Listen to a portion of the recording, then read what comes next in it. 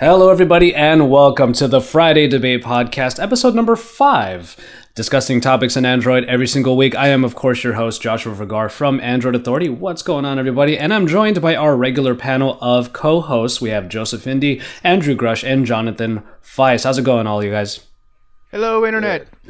Hey. Good, thank you.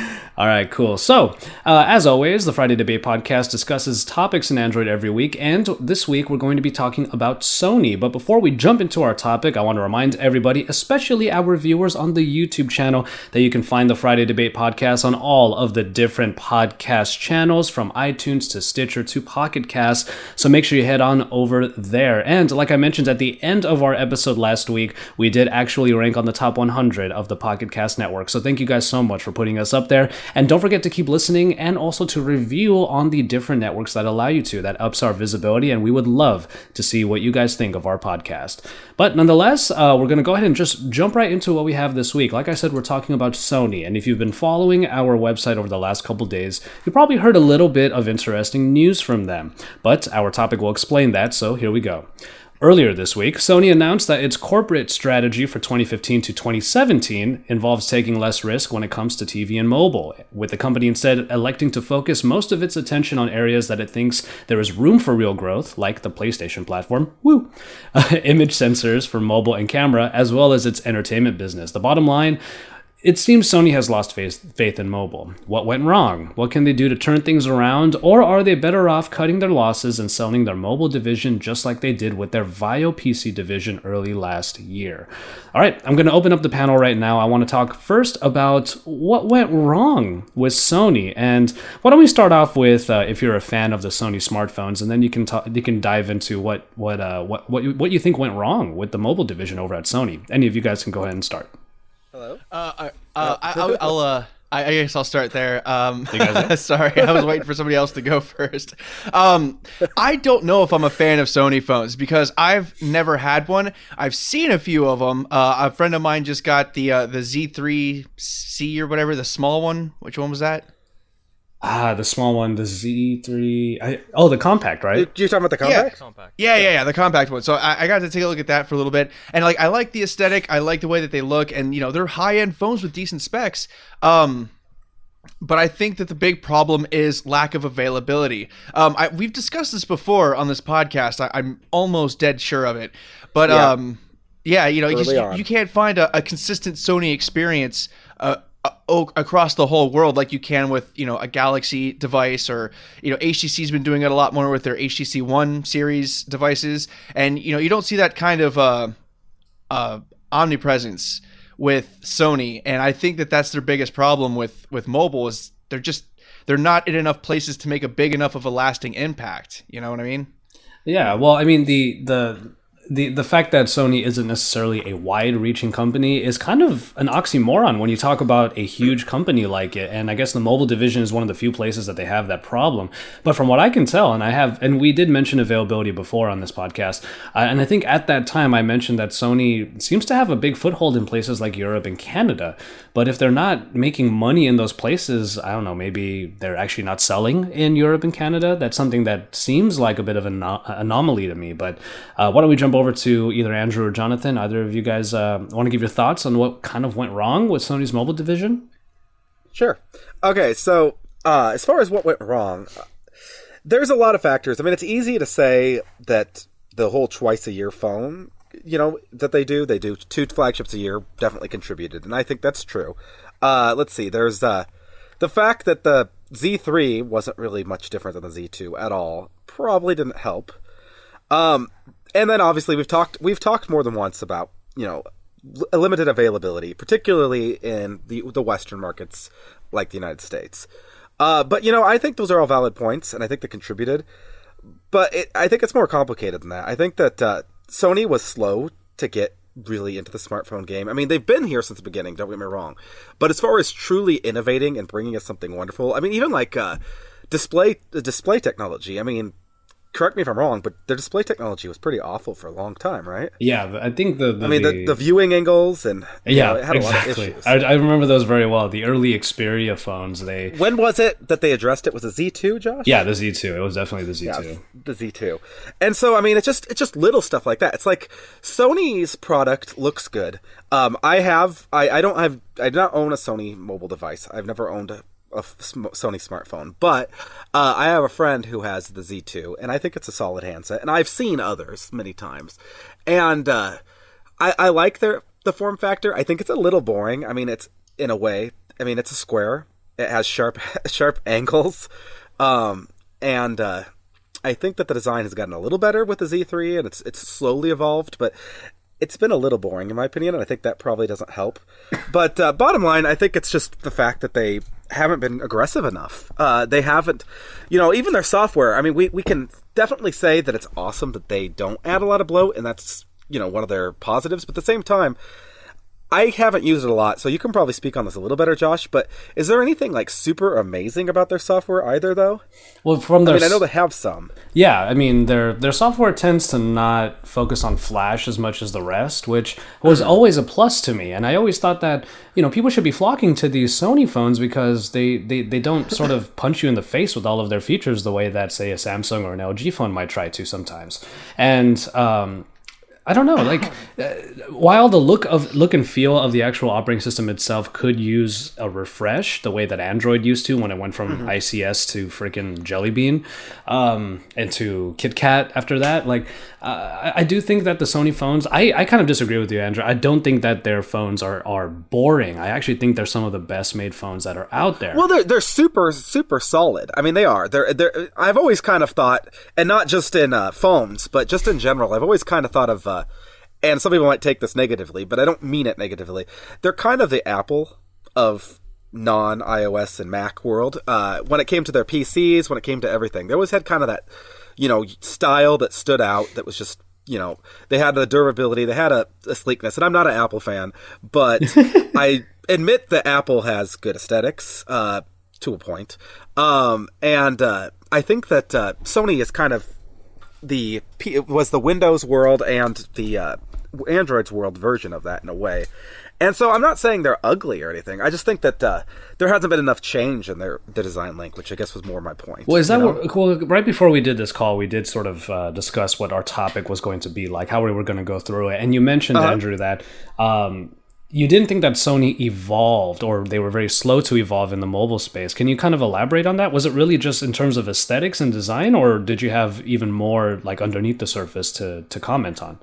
Well, I mean, yeah, that's definitely part of it. I just think that, I'm not going to lie. I'm not going to say that I've used tons of their older. I mean, I've used what was the Xperia Play on Verizon that was had the PlayStation control. I've used some of the older ones, but as far as the Ericssons and stuff, I don't have a huge amount of familiarity other than just seeing them and passing from other people. But it just seems like Sony missed the boat in some ways. I mean, I just feel like, I wonder, and this is speculation, but when it comes to software, yes, it's good to have, there tends to be two camps: people who like stock Android and people who actually legitimately enjoy the extra features that you get from, Sense and TouchWiz. The thing about Sony, though, is they don't have a lot of bloat, but their aesthetics are still different than stock too. So it doesn't really, I don't know, does it really appeal to the stock crowd? Or the people who want lots of features? It kind of doesn't hit either side. You know what I mean? Okay. So that's one thing. Mm-hmm. And then I think that a lot of it just had to do with the fact that as far as aggressive new technologies, Sony's been more tepid about it. I mean, it hasn't been huge pushes forward, in my opinion. And that's just my opinion. Okay. All right, let's move on over to Feisty. Feisty, your thoughts on Sony and what might have gone wrong with their mobile division? Is there anything left to say after Grushy? Sorry. No. I can only echo and jump off of that. Obviously there's availability issues. There's pricing issues. I'll get into that in a second. But there's that design. Now, we were talking about HTC and the Samsungs and stuff of the world a few podcasts back. We were talking about them.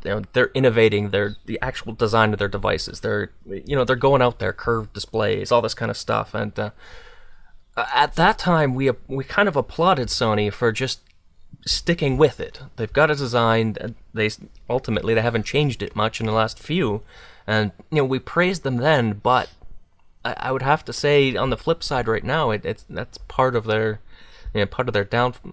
using the word downfall loosely here, but and this again was what Grushy was saying was they haven't done anything extreme. Exactly.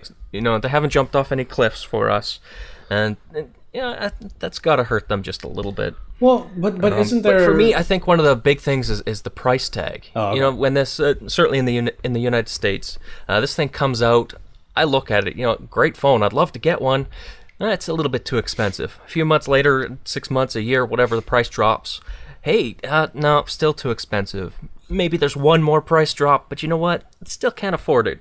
And then by it's that gone. point, there's been 3 other Xperia Zs. Yeah, exactly. There's more phones out, or it just disappears. Inventory's done, that's it. It's gone. So by the time, it becomes affordable for a lot of people, it's done. It's gone. Well, I mean, before we get into the question that I had in mind, I did want to sort of do a little bit of explanation. The idea of releasing a phone every 6 months, I almost said 2 months, that would have been insane. The idea of putting out a phone every 6 months is actually a very, at the risk of sounding a little bit odd here, it's a very Japanese way of business, and you have constant updates. Every time there might be even just a little bit, like maybe just an inch forward, even when it comes to a product, they find a way to justify to put it out. It's something that a lot of the companies happen to do in Japan that are from Japan, and it's a bit of a weird notion to a lot of us Western users who are used to like every year or so. But the thing is that even the smartphone industry itself, and this is just my opinion, has made it so that we don't necessarily have phones for a long time anymore. We actually have to plan out to have a new phone every single year. They have put that in our minds, where back in the day, we might have had a phone for maybe 2.5 years, because those were how long our contracts used to be, before even any upgrades were a part of the deal. But aside from all of that, excuse me, Feisty, isn't there a market, though, for people who want maybe going back to basics? Isn't that not what Sony has been able to do with their phones as of late, to sort of create a very solid, like Andrew said, an attractive phone that doesn't necessarily have to have all the bells and whistles that people, for the most part, may not really flock to? Yes, for the most part. But I wonder if advertising hurts that. I looked at, followed along, obviously, the Xperia Z3 release, and what I was seeing was lots of stuff on their triluminous display, and they promoted that, and regular consumer, I'm assuming, they don't care what the display is made out of, as long as it works. And then some of the other things they focused on, forgive me, I forget the name of it, but their camera software, where it superimposes, jungle scenes, or that sort of stuff. Oh yeah, that's really AR, cool. yeah. But I don't think the average Android user really. They might really enjoy having it, but that's not, so to speak, a selling point of the phone. So promoting all of that stuff, I think, you mentioned the Japanese market. Maybe it works excellent there, and people who are used to all the hype around the Hello Kitties of the world, I assume there's that benefit. I'm not downplaying any of this. I'm just stating facts. Speaking for myself, I don't care if there's a cute character on the front of the box or not. I'm looking at the spec sheet. Well, it's funny you mentioned that, because for the record, Sony hasn't actually been the company to really do that too often. At least from my experience over the last year or so, it's really been like LG that does that. They bring in the sponsorships from all of these like super cartoony characters, and they're the ones who made that one phone that it goes into a sleeve that has a face on it, and then you can like pop it up and it says hello.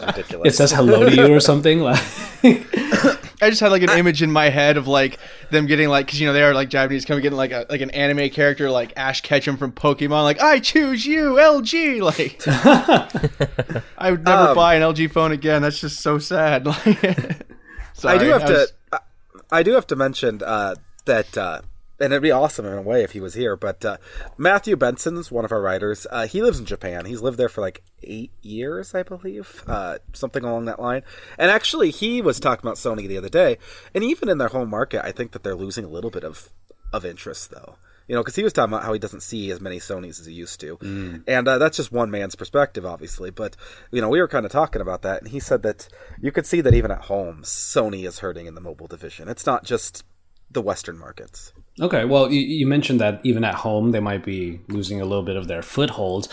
What exactly do you think would have been the reason why? And I know we were going around talking about the fact that they may not have evolved, they don't have much availability, but is Sony basically, here's my question, is Sony basically the old man in the market that's starting to be bogged down by all these hip new companies that are coming out, like the OnePlus of the world, or are they getting inundated with people like Samsung and LG putting out like 9 different versions of their flagship phone?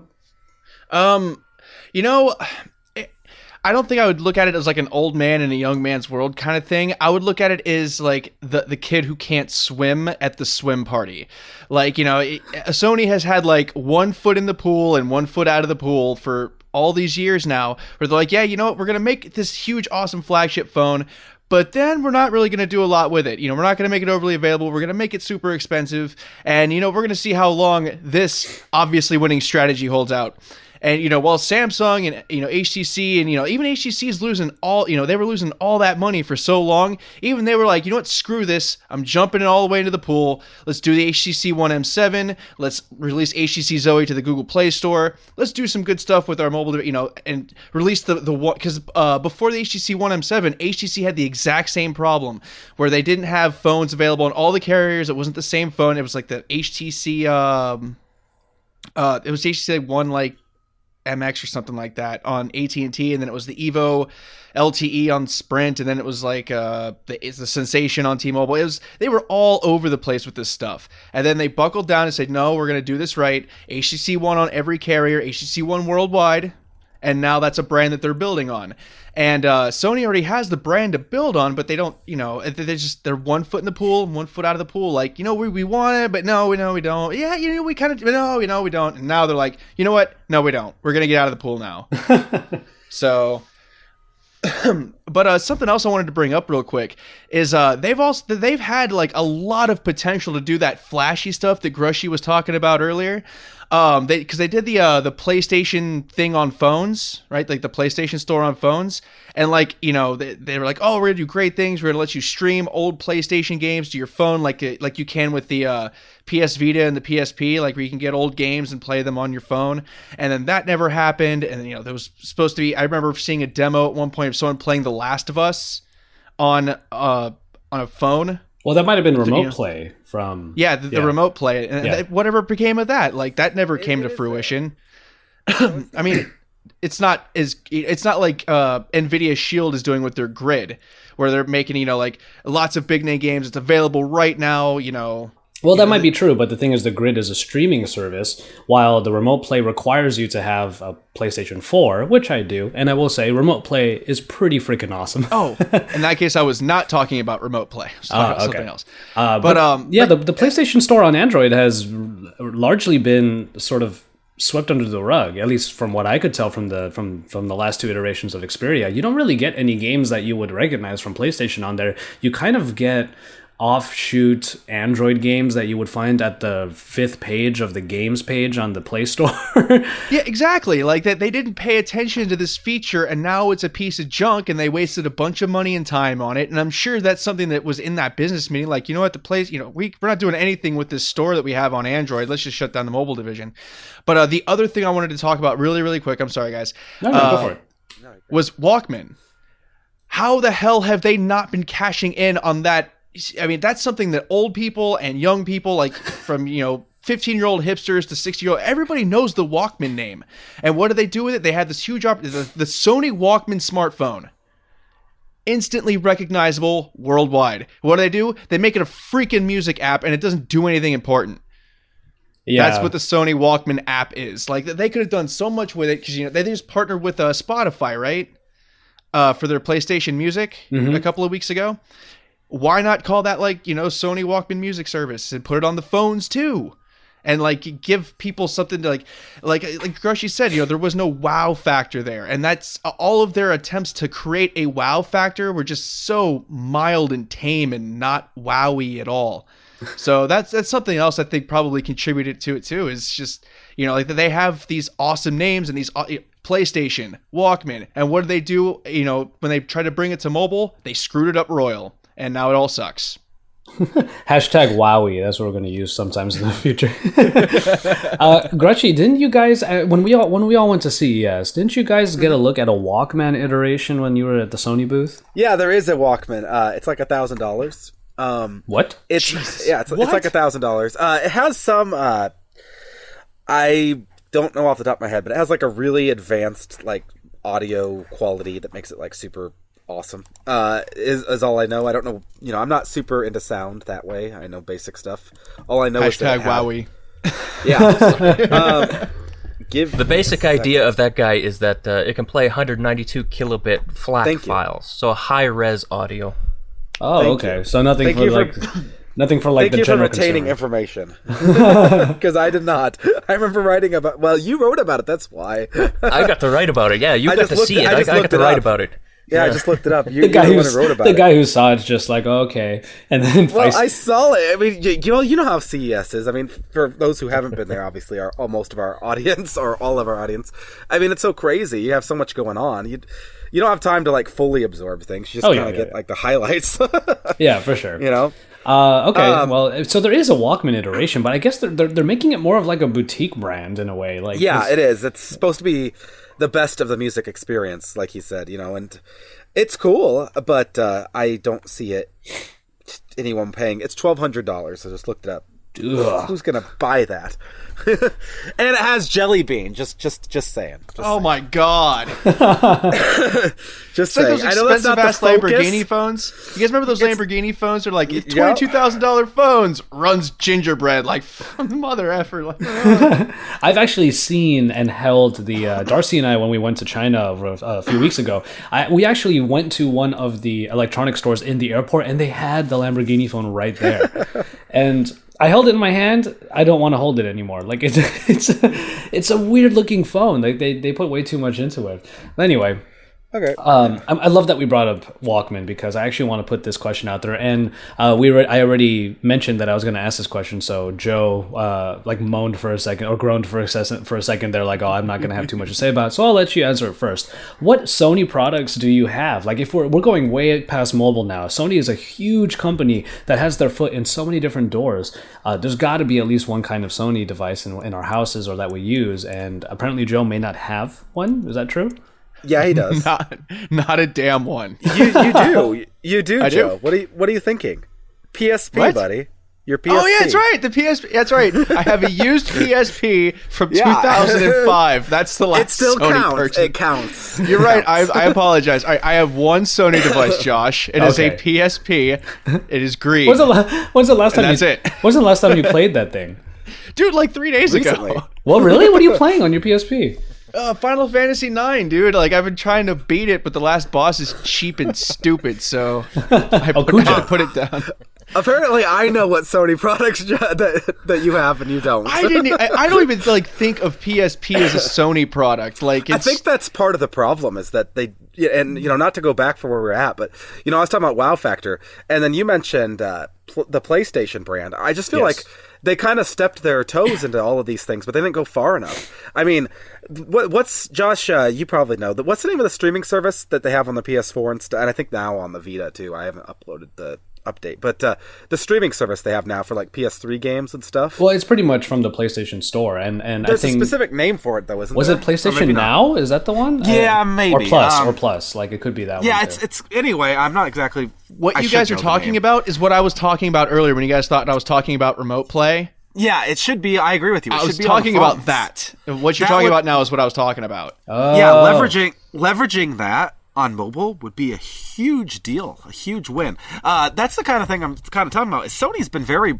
you were talking before the show about Sony, and Sony's been super progressive over the years. I mean, it's not like they've always been this way. Walkmans, Betamax, which obviously didn't succeed, but it's still progressive.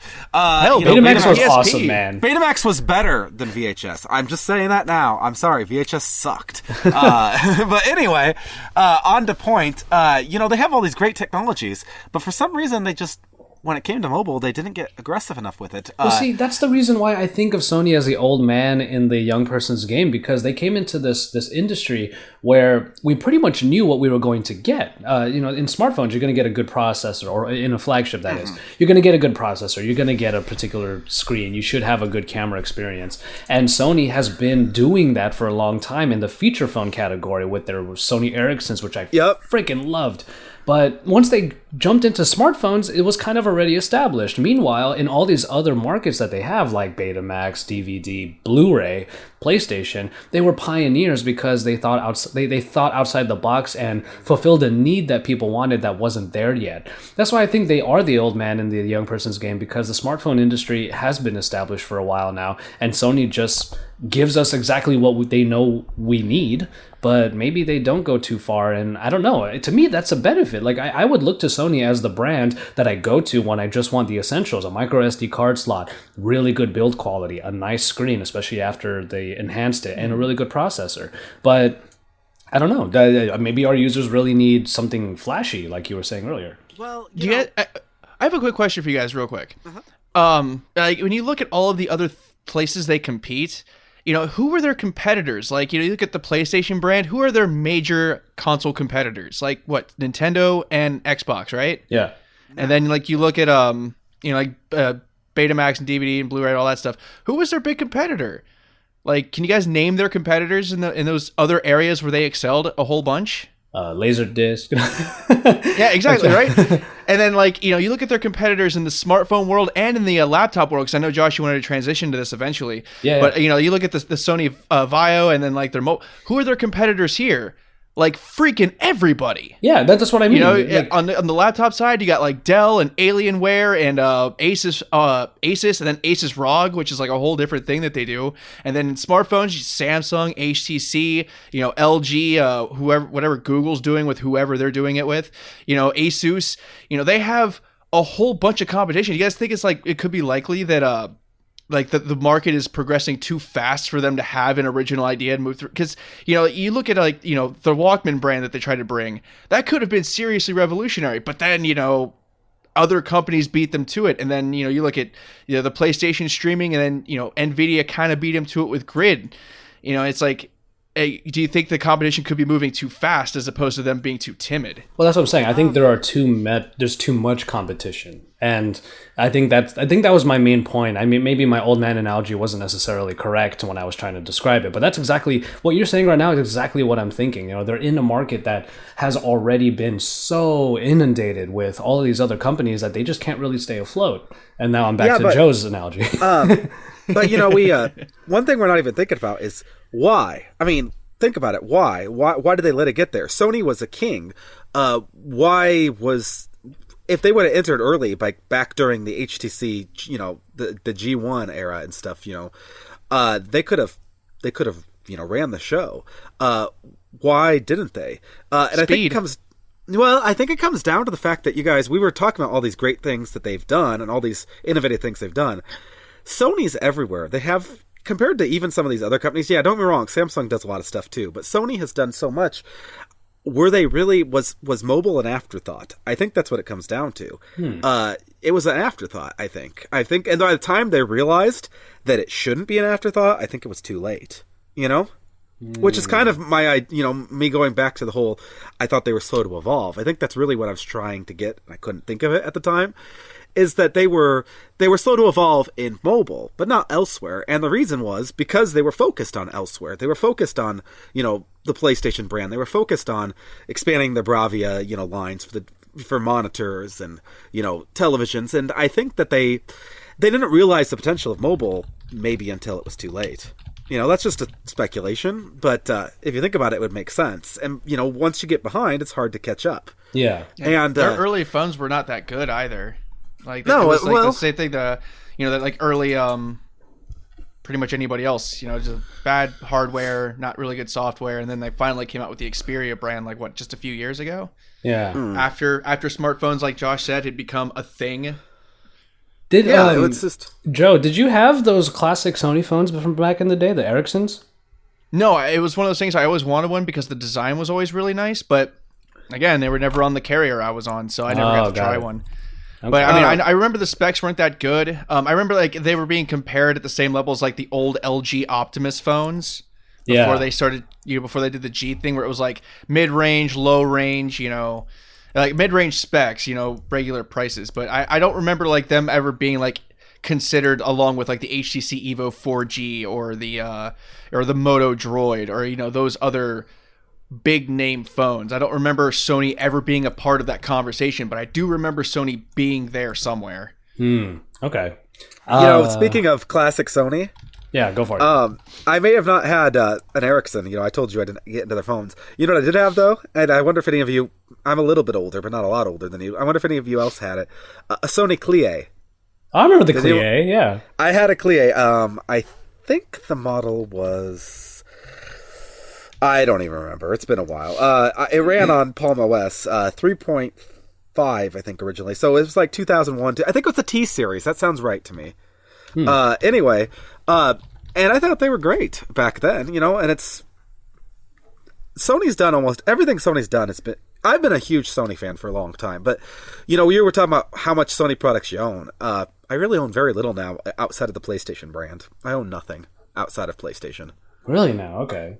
And I used to have Sony TVs everywhere. I used to have, I don't know, I think Sony's kind of faded from my mind. There's just so many other options now. Yeah, see that's what we're going to keep coming back to. I want to hear from Feisty. Like, what Sony products do you have? Because the reason that I wanted to go through all of this is because we're going to see where they have successes in other fields, and maybe a little bit later we'll see if they can apply that to the mobile space. So we'll pontificate on that. But Feisty, how much Sony do you have in your house?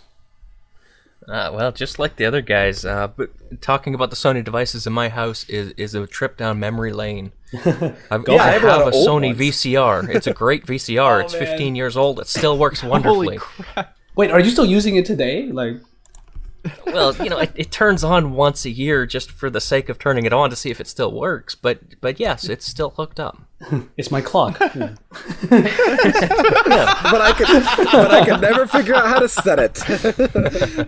Once a year, I try and set it. Yes. Yeah. No, I mean, I just imagine like Feisty's living room in the middle of the night, just a blinking midnight clock, like blink, blink, blink. It's part of the setup. I'm too lazy to take it out. While you're talking about Sony, I have a Betamax player, but it's not hooked up. But I do have it in a box somewhere in my basement. Nice. Yeah, There you go. Well, hook it up and let us know how it goes. I'm sure it might work. I don't know. I haven't used it in like. Wasn't the controller like wired to the thing, or for the old ones? Yeah. Yeah, some of them were. Yeah. Oh, okay. I can't remember. I think mine's. I haven't brought it out in so long. I do have a he's not the only one. I do have a VCR still. I just don't use it. It's in the basement, and it is hooked up to my basement TV though. Oh, there you go. But yeah, go ahead, Feisty. There you go. Yeah, so I mean, going back, Sony was really, and this goes to our previous question as well, kind of what went wrong and how things are coming along. When I was growing up, Sony was the company to beat. If you wanted the best products, the most premium devices out there, you sought for Sony. And I got up into my teenage years, later in the teenage years, early 20s, when I started working, have some real money to start spending on whatever I wanted. I went stereo shopping, TV shopping, car stereo shopping, phone shopping, all of these things. And, I touched each of these Sony devices and that was my first stop because, that's the way to go. You get Sony, that's the best. And then I found that Yamaha made a better car stereo and, well, again, Yamaha made a better house stereo and Samsung, for example, makes a better TV or, these are just experiences for the few devices that I touched. But what I really found, and my point here, is that, Sony was the de facto top of line, but they weren't. They were depicted as the top, but when it really came to touching the devices, as nice as they were, as premium as they looked, they weren't the best. So for me, I kind of lost trust in the brand in that front. Of course, then on the word trust, you can come to more recent times, and they have so many outages in their own networks and the movie side and the gaming thing. I think trust really is lost with this company. That's an excellent And then- point, dude. Yeah, I it didn't is. even think of that. Yeah, I agree. I really didn't even with the hacks and everything like that. Like who's Oh wow, the buying Sony hacks! I phone? didn't know we were going to jump into that. I didn't even think about that. Yeah, I didn't either. But Sorry, I know, I that's didn't a want to great go there, freaking but point. it's Like, I didn't even important. think of it yeah. that way. I mean, their name has been also dragged through the mud. It's it's not just the hardware stuff. Just the Sony name. I mean, Sony has been the subject of so much embarrassment over the last couple of years. Well, it's funny that we're mentioning the Sony Pictures wing. I just realized, when was the last time I watched a Sony Pictures movie and I actually thoroughly enjoyed it?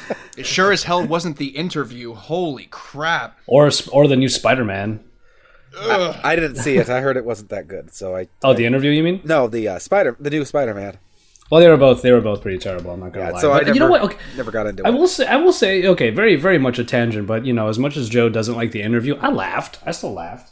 I never saw it.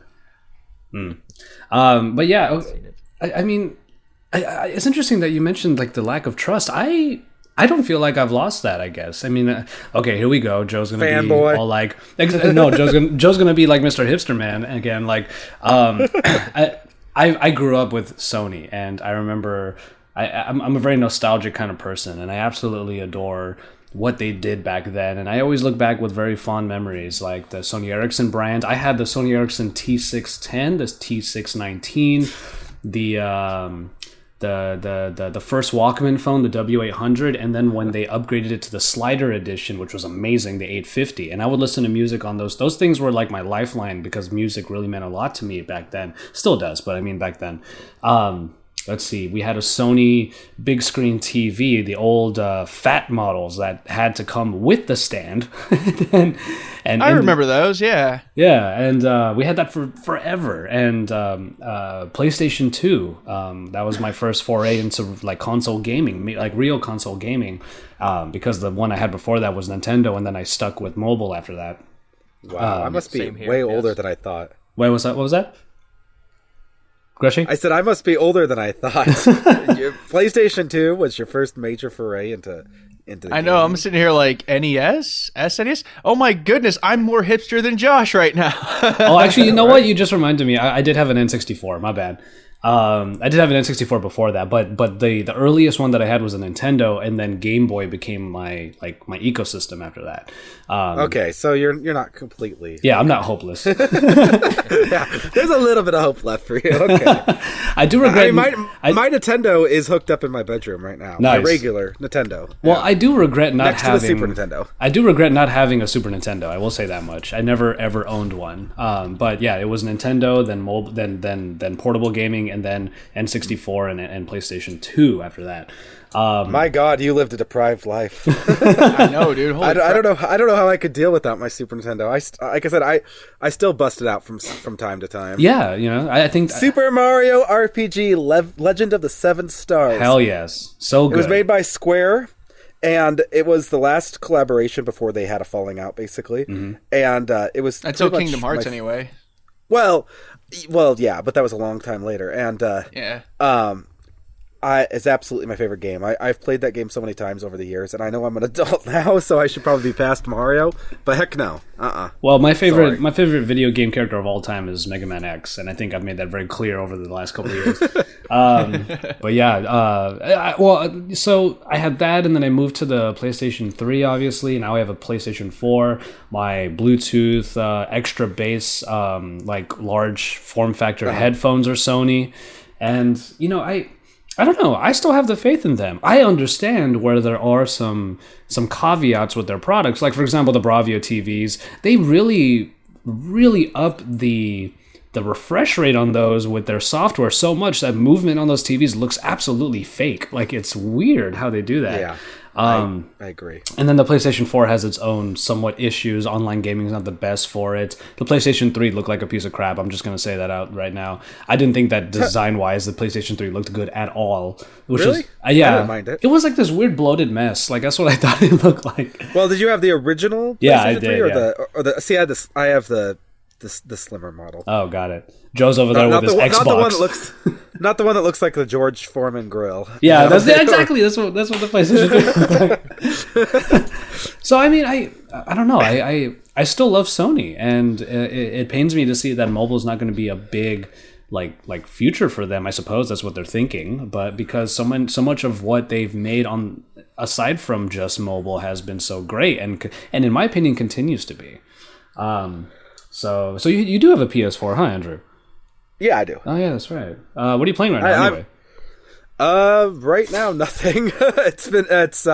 I bought Dragon Age Inquisition a while ago, and then I got far into it, and then I stopped, and then I restarted, and I just finished it finally. Oh, nice. So, but since then, nothing. I want to get the new Infamous, because Infamous is absolutely my favorite series of all time. That game, Second Son, right? That one's on sale. Is it not good? No. Is it good? That one's usually on sale these days. So it shouldn't be that hard to get. Yeah, I need to buy it because I loved the first two. And see, and I think Joe made a perfect point earlier that the PlayStation brand doesn't have a whole lot of competition compared to the mobile brand, and that's why we're able to talk about it at length like this. So. But they have throughout history. I mean, even when they got started. I mean, I think that. But I as far as the trust thing that Joe mentioned, I still have trust in parts of Sony. That was feisty, bud. Oh, I'm sorry. My bad. I'm confused. Okay. I've been quiet. Right. You can ignore me. All right, feisty. I am sorry. Feisty's always like just the moment he jumps in, it's always like. And then it's just something insightful, and then he's gone. I know exactly. He's over there watching Ferris Bueller's Day Off on his VHS player. Bueller. This is my favorite part. Yeah. But yeah, no. As far as trust, I no longer buy Sony TVs because to me, Sony TVs were the best. And then, kind of like what Feist did mention, that they were the best. And then I started to realize, they aren't necessarily the best. I just thought they were the best. And I think there was a point where Sony did lose some of its quality in certain aspects. But are they not up there though? Like maybe we don't say they're the best, but can't we say they are still one of top 5? But at one point, I would have considered them the best. Now I would say LG is what all my TVs are LG. Not everyone likes LG. I think LG's TVs are awesome. Samsung is pretty high up there. Actually, which I didn't even know this, I was looking at stuff. The highest rated for satisfaction is Panasonic, actually, when it comes to TVs. Oh, okay. Which I don't know anyone who owns a Panasonic TV, but I do like Panasonic. Now, if you were going to call me a fanboy for any company, it would definitely have to be Panasonic. So I'm just, I'm gonna hold my tongue right now on the. I owned a Tough Book in the '90s. So oh, nice. Loved it. So I want to say two quick things on this. One, I want to make a golf reference. I think of Sony as like par for the course, and that seems to be their target, and when you go play golf, you're not shooting for par, you want to do better, but they seem to be happy with par. And then Panasonic is mentioned, and they're kind of the opposite for me. Growing up, Panasonic was kind of considered one of the lower rung guys, but the truth is they've got some great gear. Yeah, the opposite of what we're saying about Sony. Do you guys think that Sony has been kind of living off its legacy? Is that part of the problem, you think? Ooh. That they built this big legacy and they've just been kind of coasting on it? I'm going to counter your question with another question. Sure, go for it. Because we think of Sony and like all the great things that Sony did. You guys notice yet that like most of Sony's biggest accomplishments happened before everyone had the internet and could like go and like explore other products? Like how many times? Good point. It's a really good point, actually. I don't know whether like it's stupid or not, because like you think like, oh yeah, the PlayStation 1 was awesome and the Walkman was awesome, and it's like, and then the internet came and now everything sucks. Like, do you think it's like just people were able to get online and like, go get cheaper electronics from other places because like those other places didn't have the money to specifically distribute to regions that they didn't have before. Like I'm with Feisty. Like when I was a kid, Panasonic was like, ew, you have Panasonic? What do you live in a trailer park too? Like oh, that's God. the way. But that was all. It was all word of mouth. Like it wasn't like something like you go and look at the reviews and like you go to, The Verge, and like see a Panasonic review and see the reviewer be like, LOL, do you live in a trailer park? No. Like you go and you see these reviews for Panasonic and they're actually like really good stuff. And like, well, how come I thought that way when I was a kid? Because that's just what people told you. but now we have the internet and people can pull a much larger and in some cases a much more qualified group of people to tell us exactly how good or bad these products are. And maybe I'm going to get blasted for this, I know it. Maybe Sony was a little overrated back then. It's possible, but Just a little bit. That's exactly what I was saying. You know, they were I think the company to beat, but their products weren't. Yeah, they were excellent products, but they weren't the best. Didn't I say that they were the Apple of the that they were the alternative Apple? So there we go. I'm just happy that Joe made my old man analogy make perfect sense now. Yeah, there you go. Brought it back. I can make all analogies work. Just shoot them out there. I'll eventually do it. Nice.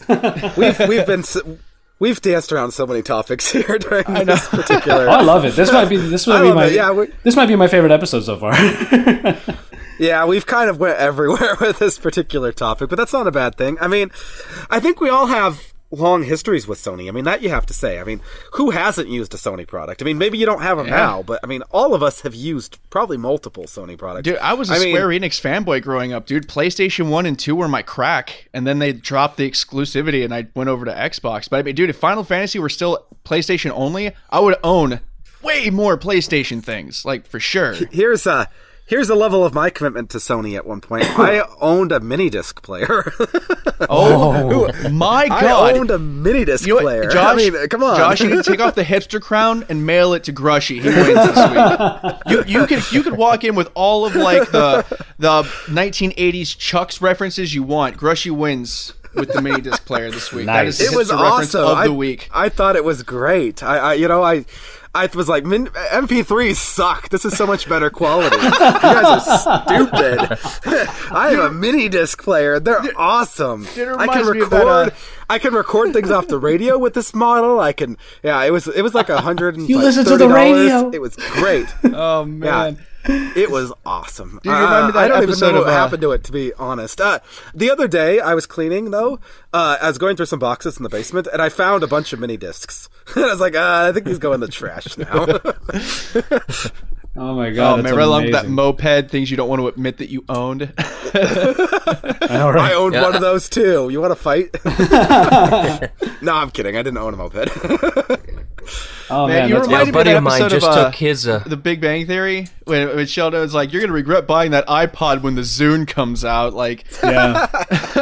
that's what your story just reminded me of. Like, wow. Which I will say, I went Zune when it came out. I like. Oh, dude, me too. I had a Zune. Dude, I just bought a Nokia Windows phone because I wanted another Zune.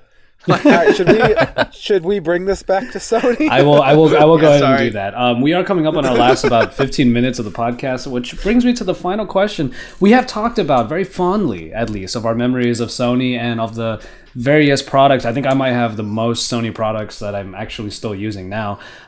So knowing what they were able to do with these other sort of industries, is there anything that they could take from there? Or maybe is there anything they can do better in mobile that might make them bounce back a little bit? Why don't we start off with Grushy? Wow factor. I said it like 5 times. Hashtag Wowie. Hashtag Wowie. But it's we kind of touched on some of this PlayStation branding. They could do a lot more with that. But even just, I don't even know that they need to take anything from what they already have. They just need to realize that it is a different category, and that things that may have worked in their other categories don't work with mobile. And I think maybe that's the problem. They've tried to apply not fully, they kind of, like with the PlayStation thing. Oh, here's what we're going to do, guys. Here's a PlayStation phone, Xperia Play, blah, blah, blah. But they didn't really do a lot with it. And, I think that they just haven't had a clear direction with mobile. I mean, yes, they've had a clear design, and I think they have a good design language. I said it was getting a little boring, and I stand by that. But there's a lot of people who like it, and I still say that their phones look sexy. They just, and so I think the design language is good, and I think that it's just that they haven't done anything to really shake things up. And you said that, Josh, you said there's a market for back to basic, and I think there probably is, but. Are they doing enough to market that to market that angle? I think they're trying to push this onto Sony fans, and I don't think they're doing enough to make Sony fans care. I think that probably would be my answer, is like they need to just reach out more. I mean, having availability across the board is not necessarily something that you need in order to be successful. I mean, look at all these Chinese brands who kind of stick to their own markets, but if they are going to have at least a phone here, I mean, Z3V, Z3 or Z2S or whatever the versions were that were on the various carriers, T-Mobile and Verizon in particular, then maybe they should just start. I want to see Sony Xperia commercials on my TV, and I want to see marketing. They used to have Sony Ericsson commercials all the time. Yeah, that's true. Yeah. And they were a bigger deal. They were.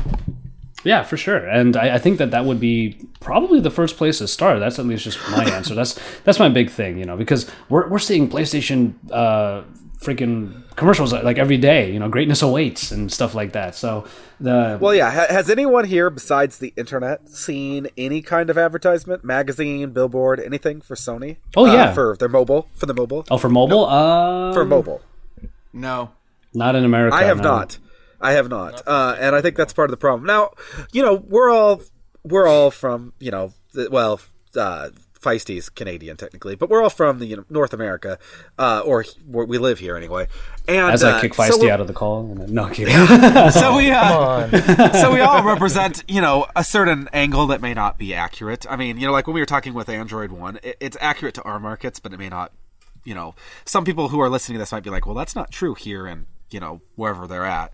And but just from our perspective, Sony could be doing more here, but what about at home? I mean, because like I said, I think that it's even leaning in Japan. So where Sony has historically had a lot of weight, a lot of clout. So we need to kind of figure out, what are they doing wrong? I mean, are they not advertising there either? Obviously, none of us can answer that because we're not in Japan. But no, sure. There's a failing somewhere. Yeah. And I don't believe that Sony should give up. I don't think they should sell the division. I don't think they should have sold their PC division personally, but because I was a big fan I had several Vios, and I was a huge fan of their laptops. I mean, they used to be awesome. I mean, when I was even in college, I mean, Vio was, Mac wasn't hipster cool yet. It was Vio, That was the hipster thing back then. All the hipster types were going for the Vios back then. Yeah. Because I'm old. It starts with the letter V. That makes it cool. Exactly. Well, and the logo was kind of cool too, Yeah, it was. I did always want a Vio, yeah. They had the cool netbooks. Like, instead of just the boring looking netbooks, they had these like really like thin, like ultra wide, weird ones. And I remember thinking they were the most awesome looking things ever. Because netbooks were awesome apparently for a little while. Yeah. I have a specific angle that I actually want to ask Feisty about, and I'm gonna ask you last. So I wanted to throw it over to Joe. What do you think that Sony can do better? I mean, you're the one that doesn't even have much Sony in your house. All right, so here's the thing, and this is something that has been kind of like underlined. Obviously, I think that the biggest problem is availability. Yeah. And it's not just like, in North America because the carriers don't have it, and I'm angry because the Z1S on T-Mobile sucked compared to the Z1, Z1S, and all that. Yeah. But it's something. It's. Give me a second. I'm articulating this in my brain right now. All right, so Grushy just said that he saw those little netbooks, and he said they were the coolest little things ever. Grushy, did you own one? No. Why not? I wanted to buy one. They were too expensive. Right. So like, it was like I remember they were like $700 or $800. Netbooks were like $300 or $400. Yeah, so I went with some crappy Dell. Right? And you look at that, and that's the reason why I say that they should be available on carriers, because carriers could take that, because these are all $700 phones anyway. There's no different than Samsung and HTC or Apple, but they all, they're all doing really well because they're on carriers, and carriers can subsidize those things, turn expensive phones into cheap phones, and allow more people to buy them. And that's why I think that availability is super important. And, like even with their, that's the thing that the vibe that I get with Sony phones is, man, that phone looks so great. God, I wish I could buy one. Yeah. And that is the big point. The huge thing that I hear all over the place is, man, that phone is really nice. I wish I could get one. Like my friend bought the Z3C that I mentioned earlier, the Z3 Compact, and he bought it used on Swappa. and I believe it's like an international version or something like that. Mm-hmm. And it's just one of those things. They're just not around. People look at it and go, even if it were on commercials, people would be like, man, I really want to buy that phone. Now, where do I get it?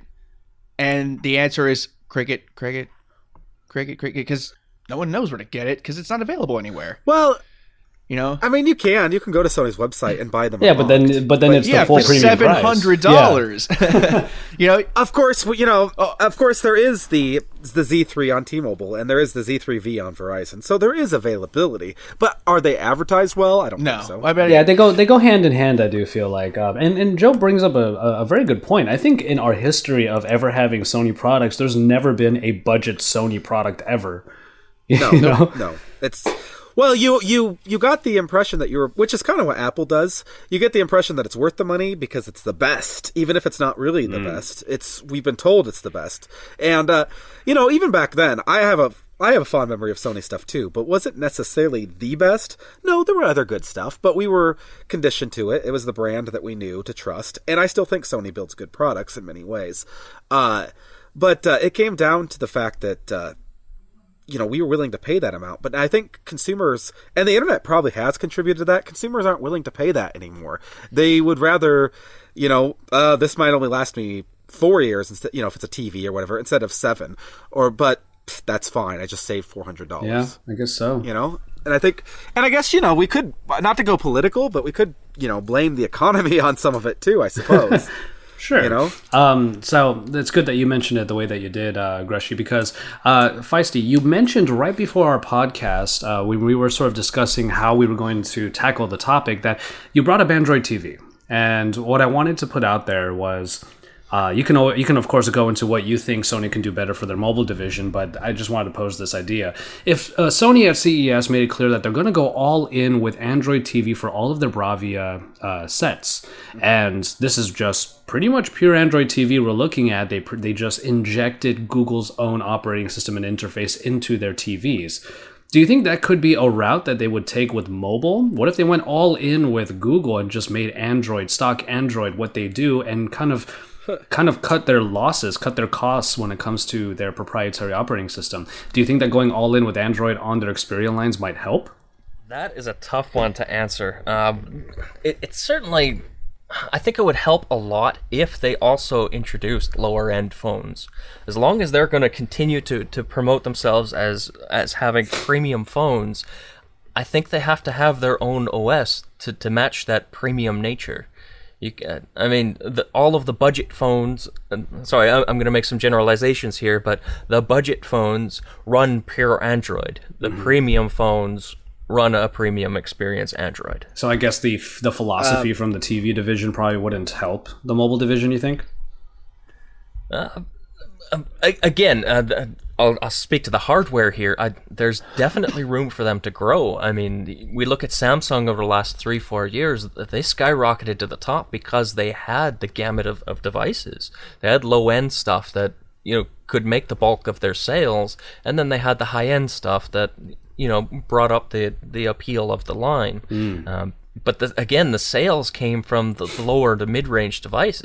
Now, of course, the bigger devices sold as well, but the bulk of their income came from the lower devices, and Sony just doesn't have those. Borrowing from the Android TV, going to a pure Android, there's room, but not on their current hardware platforms. Okay. And this speaks. Sorry, go on. So, Feisty, I have a question for you. Yeah. The Moto X is not premium to you at all? It's not? The new Moto X, hardware-wise, yes. With its decent specs, with its metallic edging, with its customization, leather back, I consider that pretty premium. I'm not trying to... Well, that doesn't run exactly stock Android either. There's a Moto skin. Close. Oh, just because the skin is thin doesn't mean it's not there. I have to say, I've got the Google Play Edition Moto G, and the Motorola software I'm missing. I hate missing it. I can't even install it. And so even if it is thin, like Joe says, it is missing, and Yeah, but I that's still basically stock with additions. Also, before the Nexus Warriors, all like in the listening audience, before anybody like blows up, premium does not mean better, folks. Premium means like bonus, extra, stuff. More expensive. expensive. Not necessarily, more expensive. Exactly. It does not mean better. So we're not saying that like that the Sony UI or the TouchWiz is better, but it is in fact premium by definition. Sorry, go ahead, Gresham. Fine. Then the Nexus 6 isn't premium. Nope. Nope. By this definition, Apparently it not. isn't. But even though it has metallic, the design, and it's, I don't know. I guess I feel like stock doesn't have anything to do with it, and I think that that was kind of my point earlier, is that I think that Sony hasn't brought a lot of extras to its skin, and so it's closer to stock, but it still looks different. So the purists, the people who like Nexus, myself, that's not necessarily what they want. And it's not necessarily what the people who are looking for, advanced features want either. And so I absolutely am at a different side of you. I think that they could benefit completely from not going pure stock, but going to a really, really light skin. Same icons, same design, just a few extra apps. A real PlayStation app that has real streaming. And just go to basically scale down their software and focus on the things that Sony could do well with, better PlayStation branding, a better Walkman music app, that kind of stuff. All right. Did you have anything else you want to add, Feisty, before we... Yes, absolutely. Sorry. No problem. That's a great point of view where I guess Android is at that point now where the OS versus, the pure versus the skins is, it's blurring that line of the lower end versus the higher end, which is good. I like that. And thank you. Good rebuttal. But going back to our actual question of today is, part of it was that Sony wants to take less risks and they want to focus on the markets where they think they'll see growth. The thing is, for me, is I think they can make that growth if they seek it out. Don't look for the markets where they can make growth. Just go out there and make it.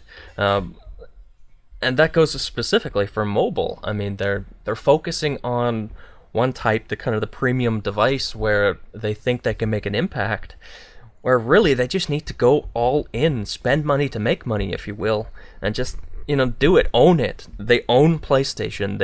They'll go upside down on that brand if they had to. It's theirs. They own it, and they're doing great in the gaming market. But they're hesitant. They need to take, as opposed to them saying they want to take less risks, I think they need to take more risks. And that will help them out overall in any division, not just mobile. All right, great. Well, I think that is a pretty good note to go ahead and start closing off our show here. I'll go ahead and go into my little outro, I should say.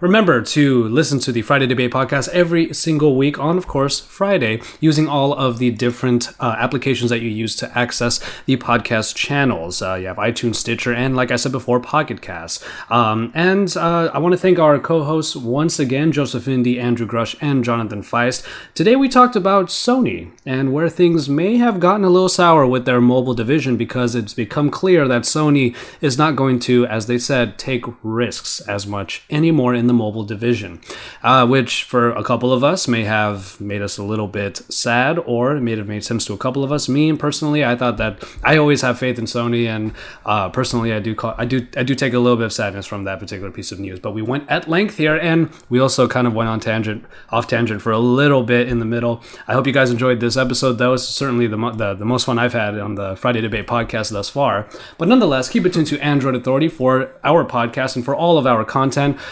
Joe, Andrew, Jonathan, and myself are all available on social media websites, including Google Plus and Twitter. And if you want to know where those links are, you can head over to the AndroidAuthority.com page for the Friday Debate podcast to find those links easily in the description below the podcast player. From there, I think that we're good to go. This is the Friday Debate Podcast, episode number 5, discussing topics in Android every week. Once again, guys, let's go ahead and just sign off as we usually do. Thank you guys so much for listening and for watching on YouTube. And remember to drop us some likes on our videos on our YouTube channel. Subscribe if you haven't already, and head over to AndroidAuthority.com because we are your source for all things Android. Yeah. That was really fun. That was really awesome. Yeah, that was a good episode. Agreed.